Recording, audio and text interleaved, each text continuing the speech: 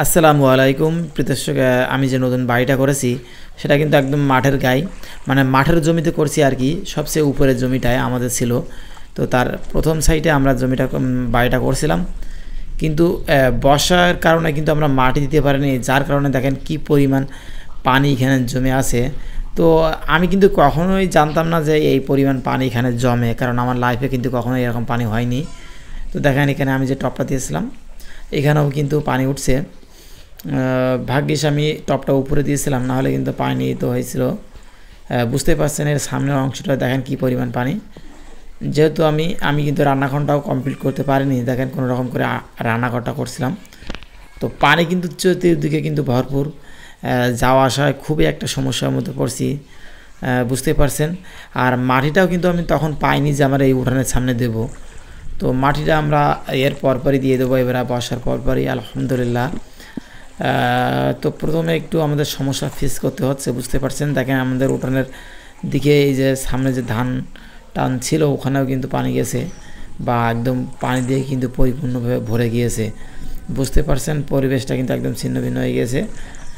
আর মানুষের এবার কিন্তু ধান হবে কি না এটা কিন্তু আমি বুঝতে পারছেন। দেখেন কিছু মানুষ কিন্তু ধান রয়েছিল, এই যে আমাদের অংশটা এখানেও কিন্তু ধান ডোবা আছে, কিন্তু ধানগুলো দেখেন হালকা হালকা দেখা যাচ্ছে। এই পরিমাণ পানি কিন্তু আমি কখনোই দেখি না। এবার কিন্তু যেটা আমরা খেয়াল করছি, বুঝতে পারছেন, দেখেন চতুর্দিকে যেদিকে তাকাবেন সবার কিন্তু ধান কিন্তু নষ্ট হয়ে গিয়েছে। দুই একজনের ধান গুটি কয়েক কিন্তু আছে। দেখেন এখানে তো মানুষ কিন্তু মাছ ধরছে আর কি এক প্রকার।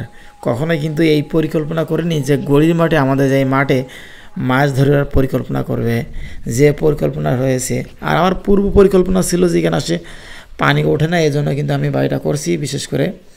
তো আমি বাড়িতে এসেই দেখি এই সর্বপ্রথম কিন্তু এত পরিমাণ পানি কিন্তু জমেছে। বুঝতে পারছি না, আমার এখানে যে রান্না করা এবং গোয়াল করা যে জায়গাটা ছিল এতে কিন্তু আমি ফল গাছ রয়েছিলাম, বা আপনার বেগুন, ঝাল, ঢেঁড়স, আলহামদুলিল্লাহ প্রচুর পরিমাণে হয়েছিল। তো ঢেঁড়সগুলো আমি তুলে দিয়েছিলাম, আর একটা ঝাল গাছও আমি রুইছিলাম দেখেন আলু ভর্তা করার জন্য। সেখানে প্রচুর পরিমাণে ঝাল কিন্তু ধরছে আলহামদুলিল্লাহ। এত পরিমাণ ঝাল আমি কিন্তু কখনোই পরিকল্পনা করতে পারিনি।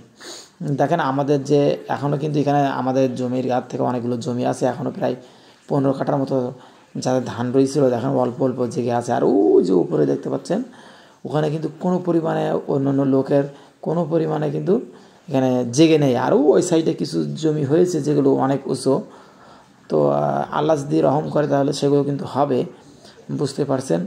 এত পরিমাণ পানি আমার পূর্ব পরিকল্পনা কখনোই ছিল না যে এখানে হয়, কারণ আমি কখনো দেখি নাই। আর বিশেষ করে নিরিবিলি জায়গাটা, এজন্য কিন্তু আমি ঘরটা করছিলাম।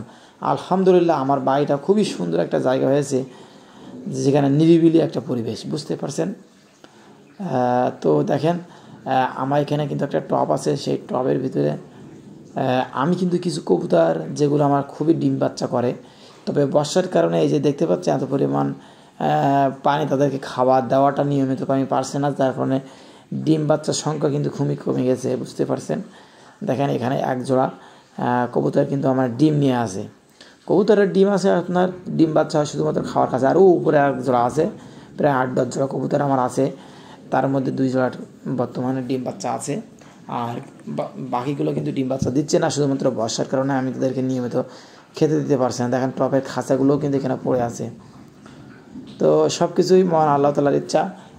মহান আল্লাহ তাআলা চাইলে আরও পরিস্থিতি খারাপ করতে পারতেন, তবে আলহামদুলিল্লাহ সব কিছু মিলায় কিন্তু ভালো একটা পরিবেশে আছি। কেননা আমার যেখানে বাড়ি করছি আমি অনেকটাই কিন্তু উঁচু করছিলাম, পোতা ব্যাপক উঁচু করছিলাম। তারপরে 3 ট্রাক বালি দিয়েছিলাম, আর তারপরে মেঝেতে পেপার দিয়ে আবার ঢালাই দিয়েছিলাম। আলহামদুলিল্লাহ এর কারণে আমার মেঝেটা কিন্তু এখনও শুকনো খসখসি করছে। আমার ঘরের ভিতরে উঠলে কেউ বুঝতে পারবে না যে আসলে সাইডে বর্ষা আছে। দেখেন সাথে সাথে এখানে কী পরিমাণ আবার বর্ষা দেখা যাচ্ছে, প্রচুর পরিমাণে কিন্তু বর্ষা এখানে জমে আছে। দেখেন আমি ভিডিও করার পরপরই কিন্তু আবার প্রচুর বর্ষা ছিল, তারপর আমি আমাদের দেখানোর চেষ্টা করছি যে আসলে কী পরিমাণ বর্ষা। দেখেন পানির উপরে কিন্তু পানি, যেটা আপনারা না খেয়াল করলে কখনোই বুঝতে পারবেন না। প্রচুর পানি দেখেন, বৃষ্টিতে মানে পানি এমন পরিমাণ পড়ছে, মানে ঘোলা যাচ্ছে আর কি আকাশ, মানে কুয়াশায় জন্য এমনটা দেখা যাচ্ছে।